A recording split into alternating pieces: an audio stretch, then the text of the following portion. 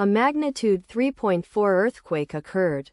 Papua, Indonesia. 194 kilometers SW of Abapura, Indonesia or 205 kilometers SW of Jayapura, Indonesia. On Saturday, the 14th of June 2025, at 11 hours 11 minutes and 47 seconds local time, the quake had a depth of 17 kilometers and was not felt, or at least not reported so. Data source from EMSC. Did you feel it? Let us pray. May the earthquake that occurred not affect our brothers and sisters there. May the earthquake not happen again. And may God protect everyone. Amen.